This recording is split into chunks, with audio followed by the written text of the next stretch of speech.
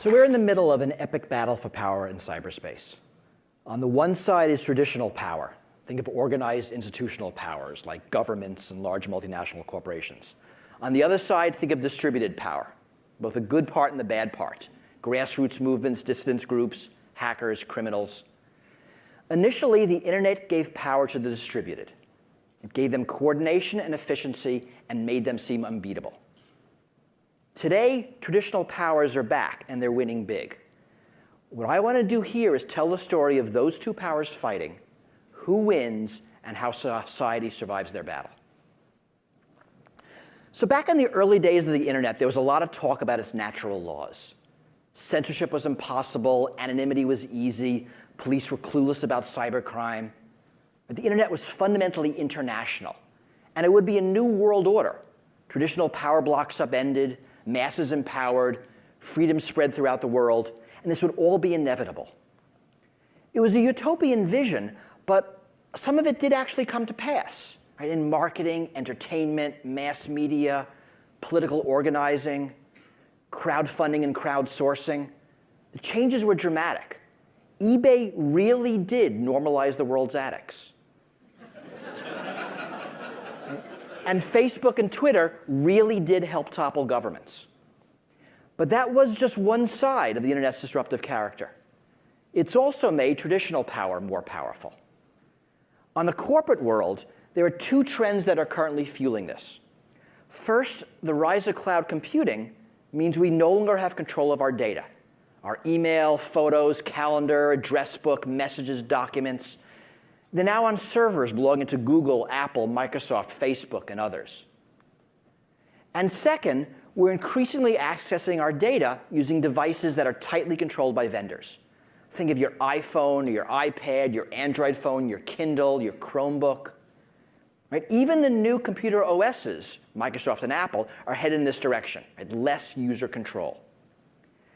And both of these trends increase corporate power by giving them more control of our data and therefore of us. Government power is also increasing on the internet. There's more government surveillance than ever before. We know now the NSA is eavesdropping on the entire planet.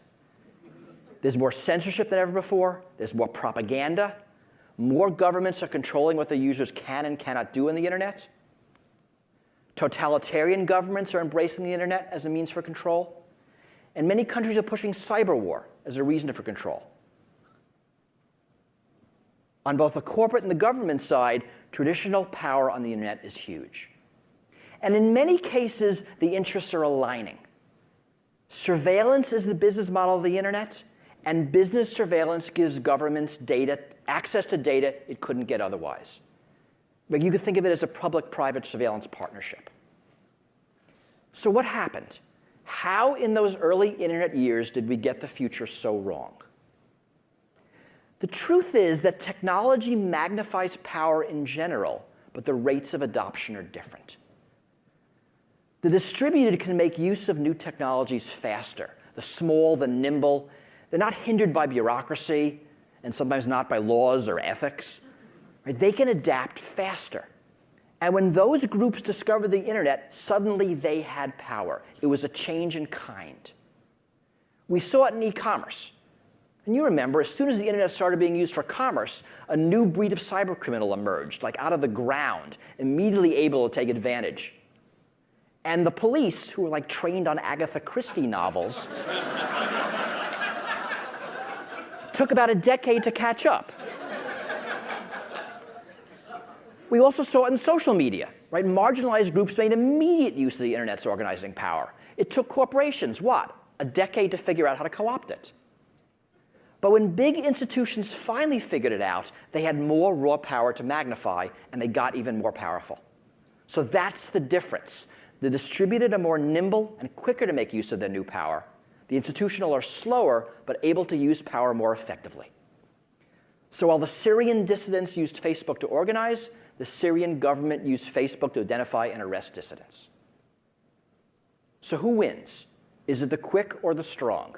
Which type of power dominates in the coming decades? Right now, it looks like traditional power. It's much easier for the NSA to spy on everyone than it is for anyone to maintain privacy.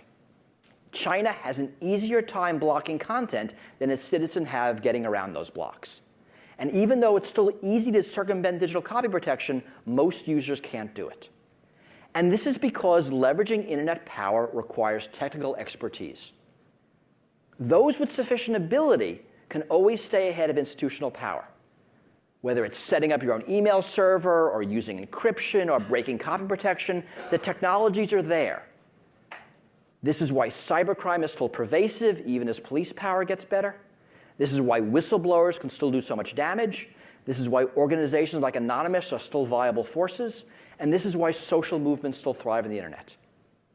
Most of us, though, are stuck in the middle. Right? We don't have the technical ability to evade the large governments and corporations on one side or the criminal hacker groups on the other. We can't join any dissident movements. We have no choice but to accept the default configuration options or the arbitrary terms of service or the NSA-installed backdoors or the occasional complete loss of our data for some inexplicable reason. Right? We get isolated as government and corporate powers align, and we get trampled when the powers fight. Whether it's Facebook, Google, Apple, and Amazon fighting it out in the marketplace, or the US, EU, China, and Russia fighting it out in the world, or US versus the terrorists, or the media industry versus the pirates, or China versus its dissidents. And this will only get worse as technology improves. In the battle between institutional and distributed power, more technology means more damage. We've already seen it. Cyber criminals can rob more people more quickly than real-world criminals. Digital pirates can make more copies of more movies more quickly than their analog ancestors. And we'll see it in the future. 3D printers means control debates are soon going to involve guns and not movies. And Google Glass means surveillance debates will soon involve everyone all of the time. Right? This is really the same thing as the weapons of mass destruction fear. Terrorists with nuclear or biological bombs can do a lot more damage than terrorists with conventional explosives. Right? And like that fear, increasing technology brings it to a head. I mean, very broadly, there's a natural crime rate in society based on who we are as a species and a culture. There's also a crime rate that society is willing to tolerate. When criminals are inefficient, we're willing to live with some percentage of them in our midst. As technology makes each individual criminal more effective, the percentage we can tolerate decreases. Right? As a result, institutional power naturally gets stronger to protect against the bad part of distributed power. This means even more oppressive security measures, even if they're ineffective, and even if they stifle the good part of distributed power. Okay, so what happens? What happens as technology increases? Is a police state the only way to control distributed power and keep our society safe? Or do fringe elements inevitably destroy society as technology increases their power? Is there actually no room for freedom, liberty, and social change in a technological future? Right? Empowering the distributed is one of the most important benefits of the internet. It's been an amazing force for positive social change in the world, and we need to preserve it. Right? In this battle between the quick and the strong, what we need is a stalemate. And I have 3 recommendations on how to get there.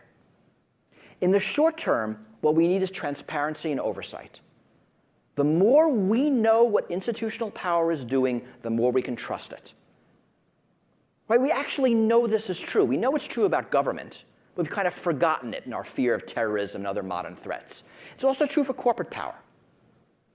Unfortunately, market dynamics will not force corporations to be transparent.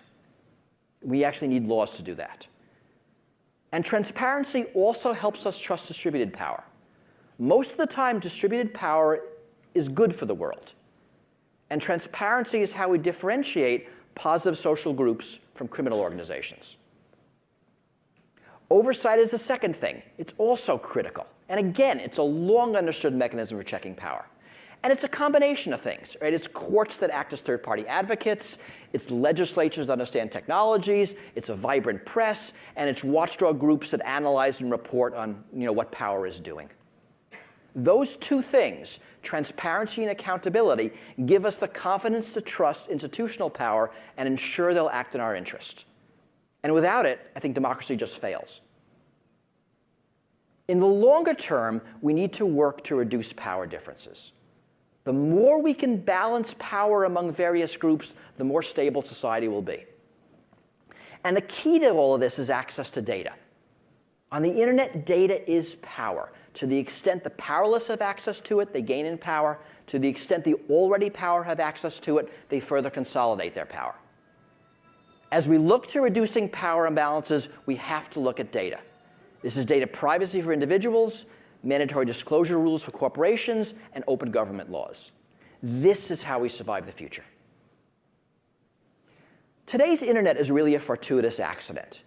It's a combination of an initial lack of commercial interests, of government benign neglect, of some military requirements for survivability and resilience, and a bunch of computer engineers building open systems that work simply and easily. We're at the beginning of some critical debates about the future of the internet. Law enforcement, surveillance, corporate data collection, cyber war, information consumerism, and on and on and on. This is not going to be an easy period as we try to work this out. I mean, historically, no shift in power has ever been easy. Corporations have turned the internet into an enormous revenue generator, and they're not going to back down. Right? Neither will governments who have harnessed the internet for control. And these are all very complicated political and technological issues. But we all have a duty to tackle this problem.